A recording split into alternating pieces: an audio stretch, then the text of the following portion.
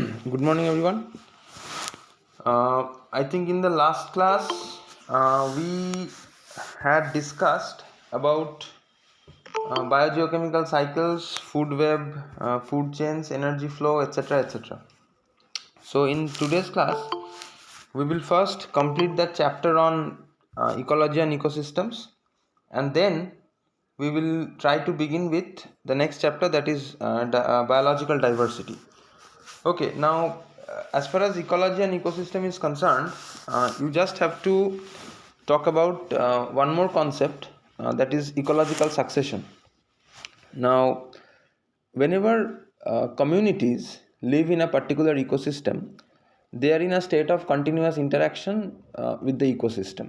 Now, these interactions of the community with the ecosystem, it brings about some characterial changes in the ecosystem, and those changes may be you can say some physical changes or some chemical changes, or overall you can say that the communities ultimately bring about a change in the physico-chemical characters of the overall ecosystem.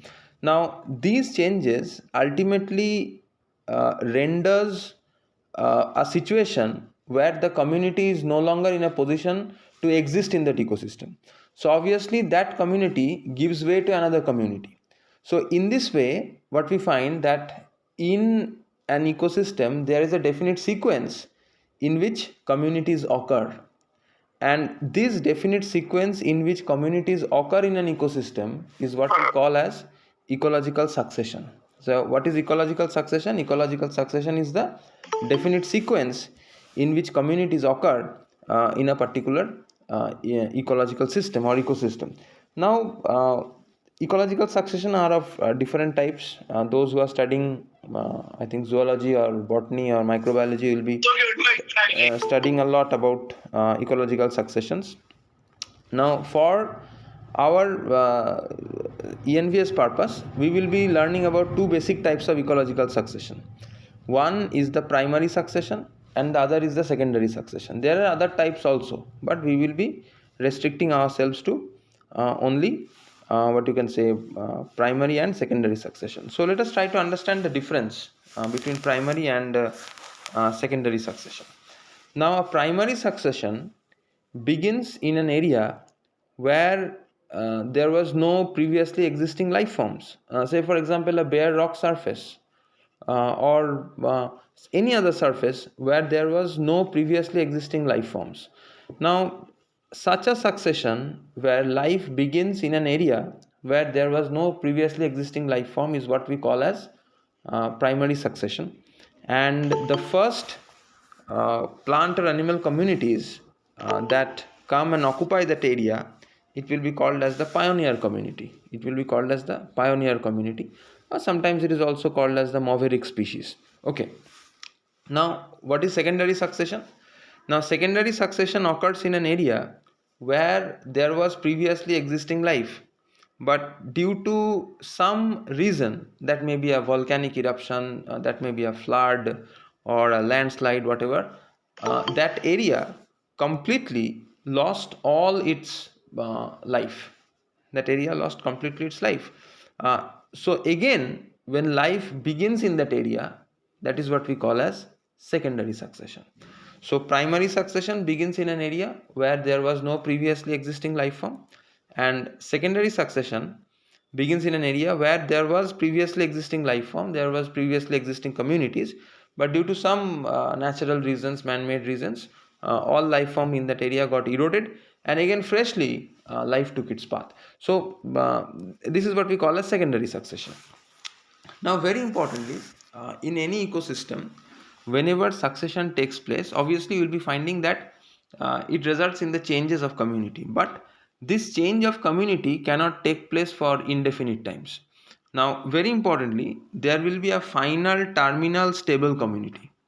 That final terminal stable community is what we call as the climax community. So what is the climax community? The climax community in an ecosystem refers to the final terminal stable community, and which exists there in the ecosystem for indefinite times.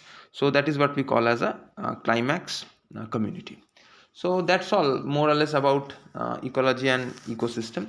Now for your examination purpose, you need to study some types of ecosystems. I'll be just naming them, you can note them down. For your examination purpose, you will be studying a few types of ecosystems, so you can note them. Number one, forest ecosystem. Number two, grassland ecosystems. Number three, desert ecosystem. Number four, pond ecosystem. Number five, lake ecosystem. I'll be repeating them once again, so just note them.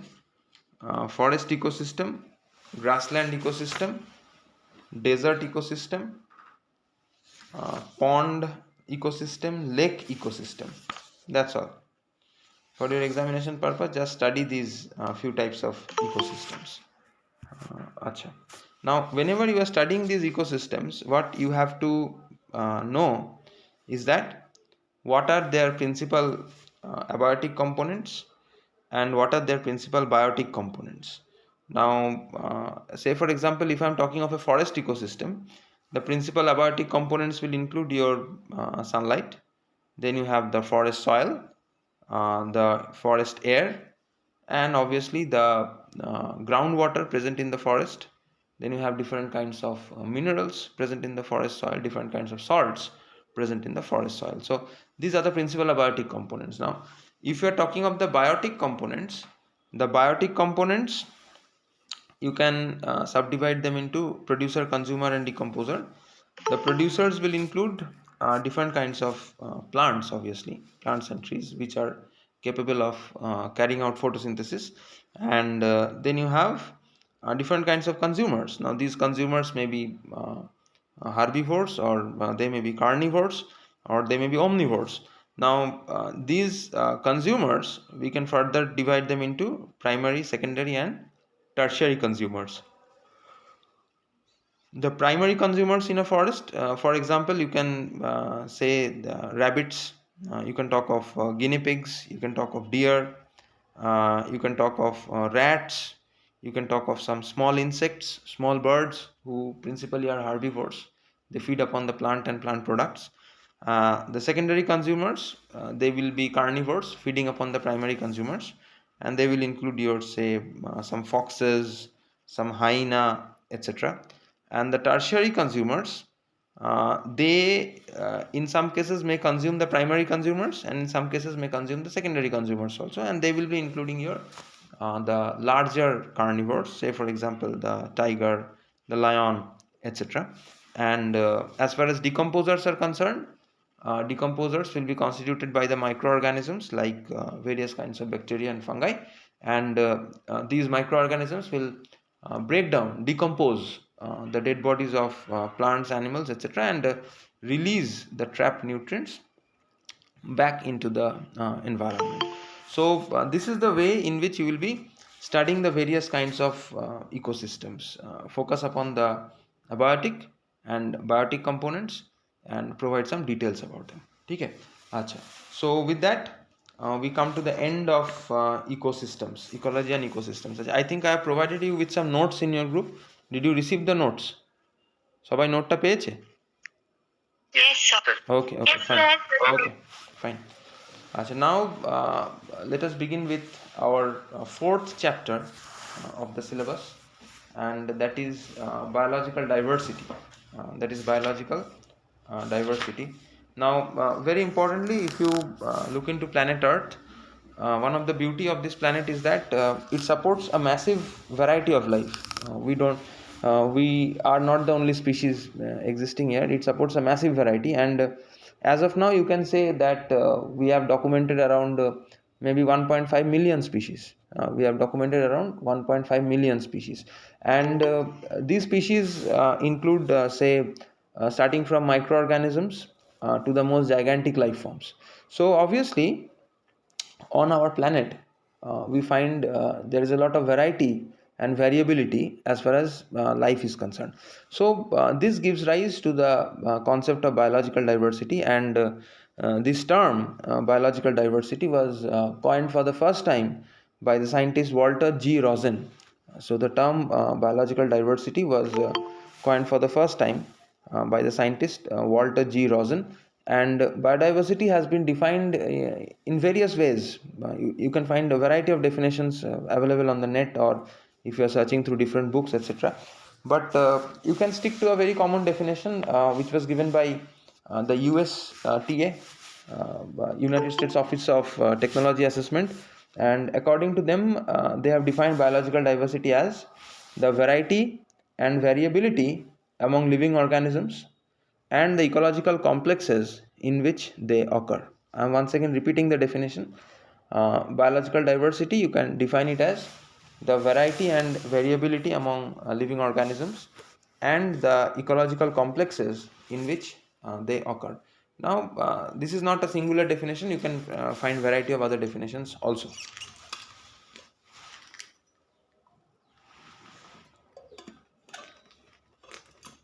Okay.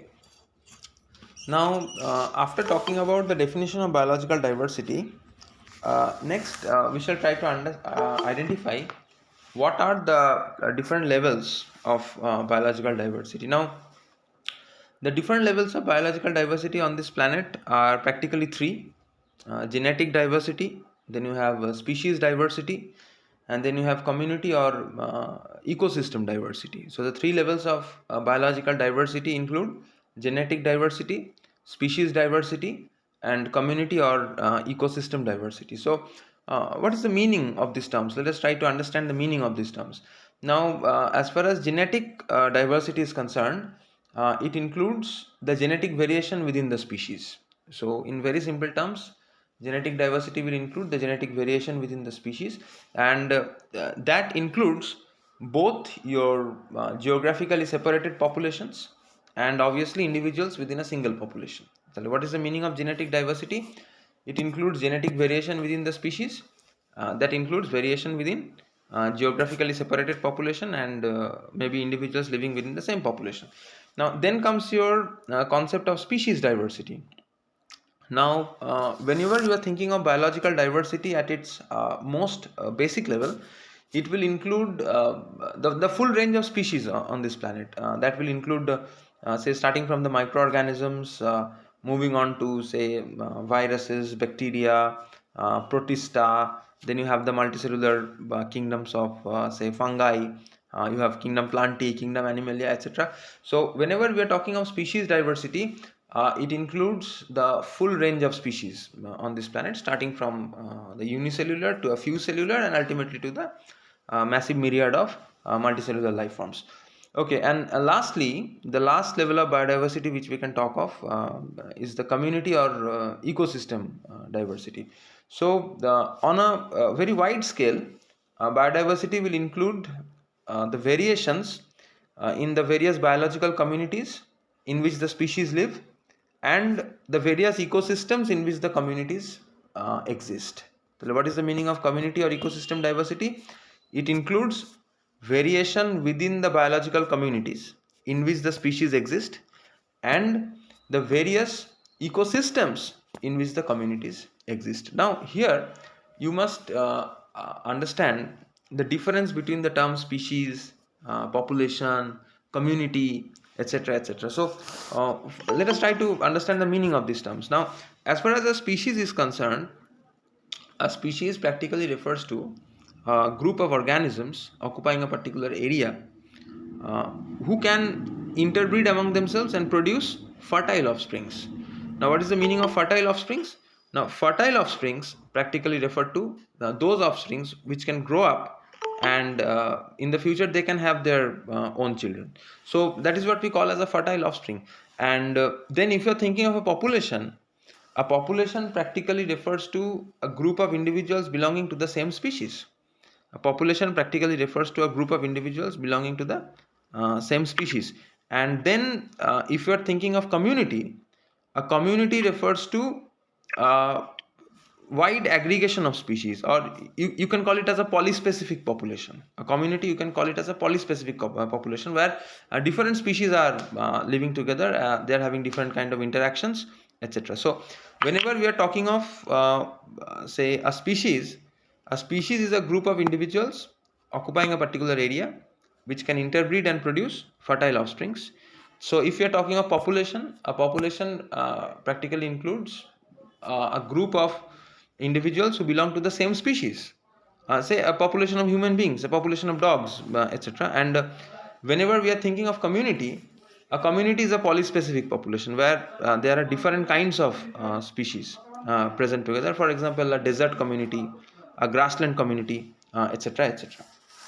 Okay, now after talking about these definitions, let us try to understand one more important term as far as biological diversity is concerned, that is a keystone species. That is a keystone species, Keystone, keystone species.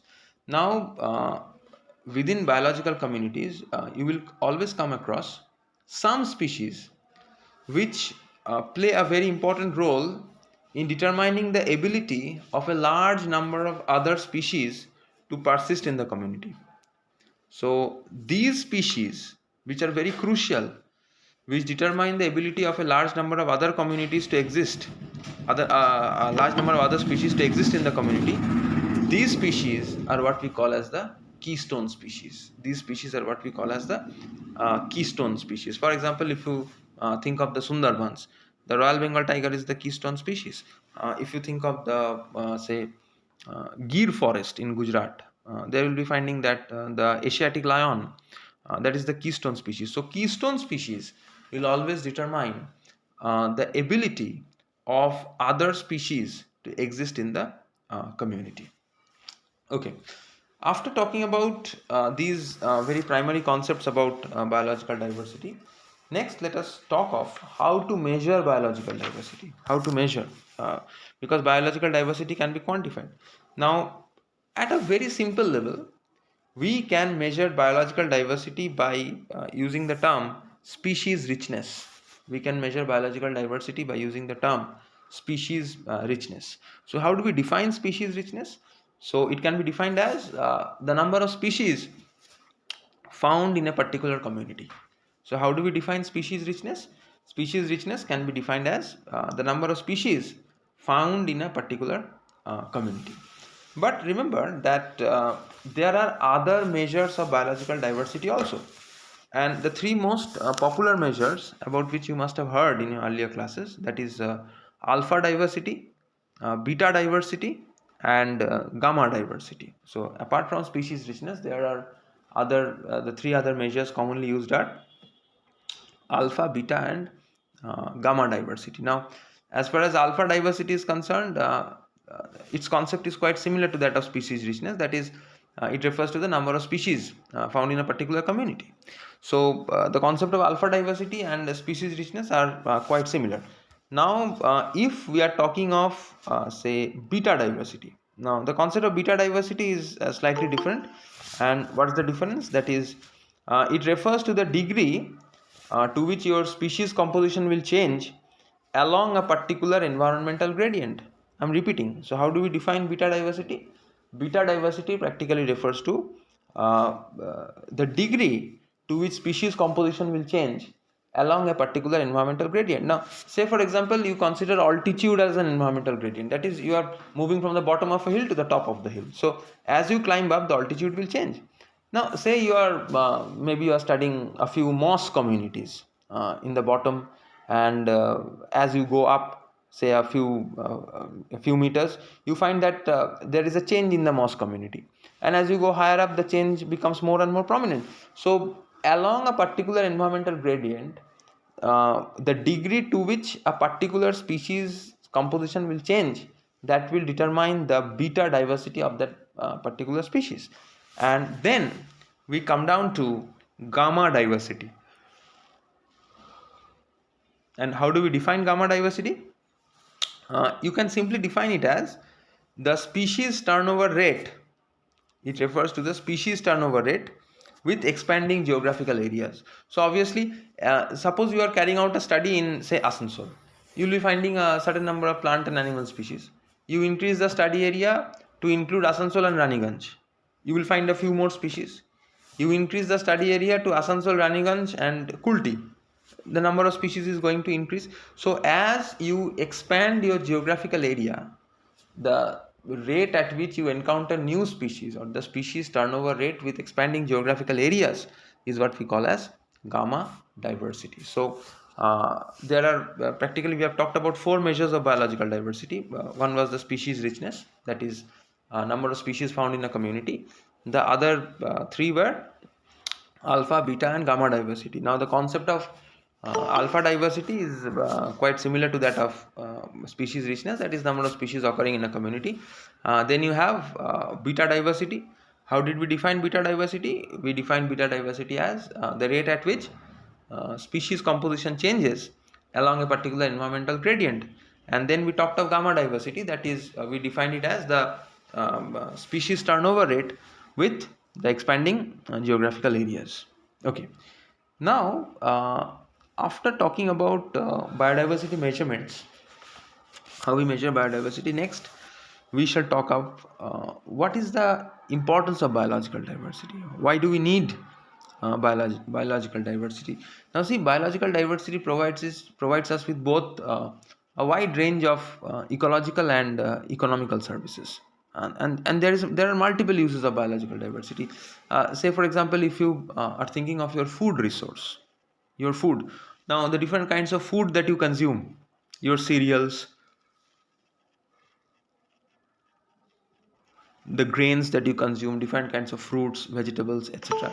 All these are a gift of this planet's biological diversity, because generally the food that you consume, it's of biological origin. That may be of plant origin, or that may be of animal origin. But one thing is the fact that whatever food you are consuming, it's because of the planet's biological diversity. Now then, if you think of the various say medicinal plants, the plants which find multiple use in preparing medicines of Ayurveda, of preparing medicines of the homeopathic group, etc. So there are a wide range of medicinal plants from which we get a wide range of medicinal products used for treating our diseases. And then if you think of the diversity of the microbes, now from different microbes we get different kind of extracts to produce antibiotics, and these antibiotics are used in the treatment of other diseases, to kill other microbes, etc. So what we can say here is that biodiversity has multiple uses. Biodiversity has multiple uses. Other uses also you can think of. Say if you're thinking of the ecological services, think of the green plants. They massively sequester the atmospheric carbon dioxide, and as a byproduct they give us oxygen, so that's a service. And then if you think of the service of the frogs consume a massive amount of insects on a daily basis. That helps to control say vector-borne diseases like malaria, dengue, etc. Think of the earthworm. The earthworm is called as the friend of the farmer, who fertilizes the soil. So biodiversity has massive uses, and there are several species which are yet to be discovered. There are several species yet to be tapped for satisfying our needs, etc. So there are multiple uses of biological diversity. Now after we have talked about their uses, let us also know the fact that biodiversity of this planet is deteriorating. Several species are getting extinct. Now whenever we talk of extinct species, we think of the dinosaurs, who became extinct around 65 million years ago. But even very recently several species are becoming extinct. You must have heard of the dodo, you must have heard of the passenger pigeon, certain subspecies of tiger. They have become extinct quite recently, within the past 200 to 250 years. Even if you are thinking of an assessment of the past 20 years, around close to 30 species have become extinct. So what is the cause? Why is the biodiversity of this planet getting extinct? Now there were multiple causes of extinction of biological diversity. So we can just list a few of them. Say for example, habitat destruction. So first and foremost, we need to understand what exactly is a habitat. A habitat is a place where an organism lives, dwells, and reproduces. So a habitat is a place where an organism lives, dwells, and reproduces.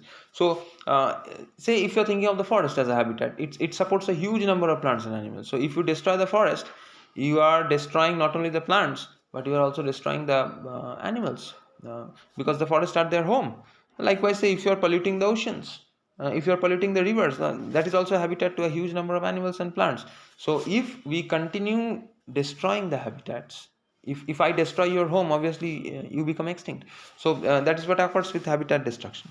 The next problem we can think of is definitely habitat fragmentation.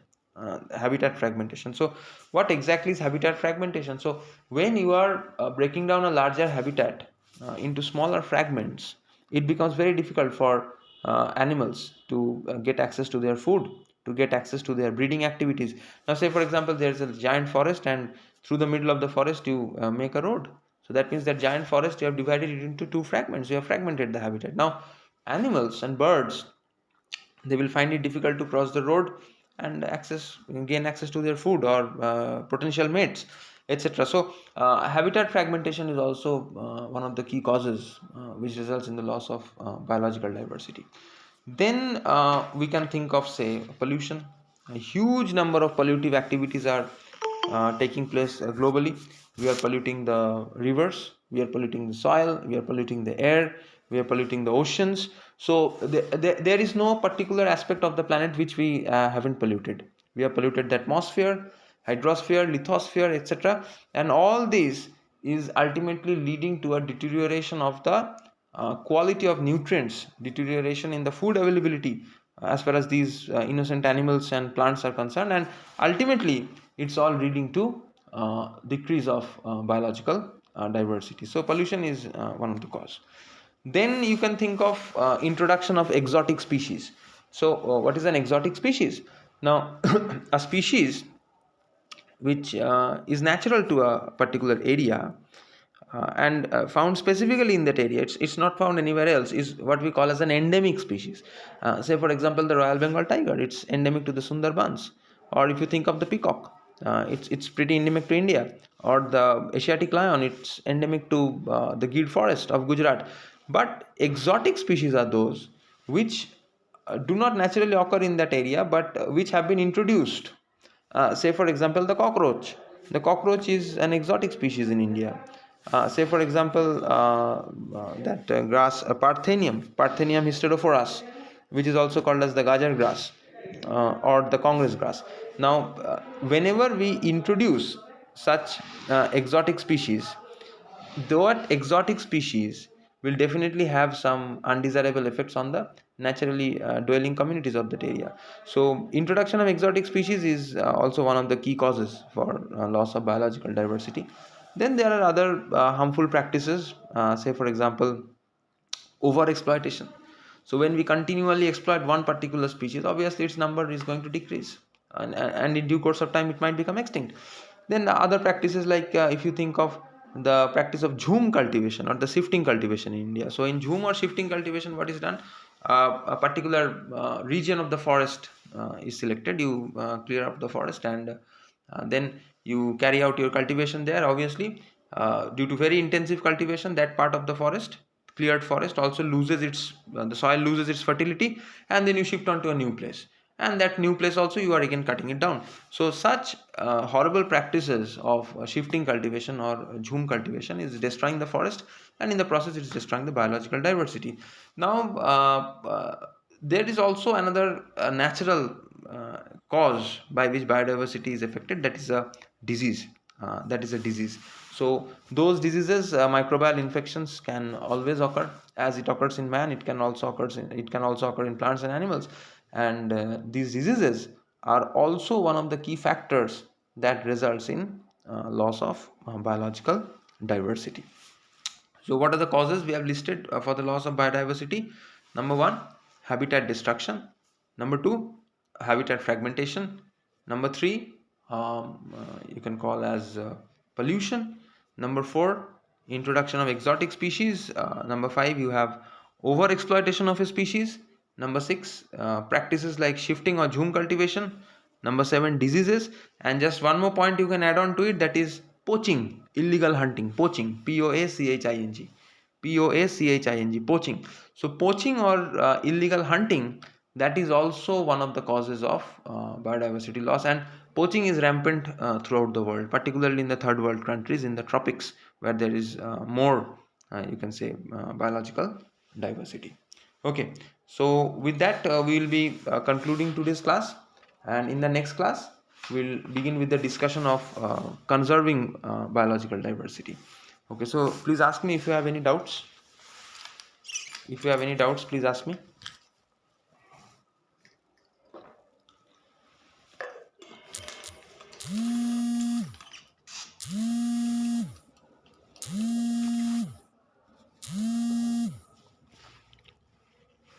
If you have any doubts, please ask me.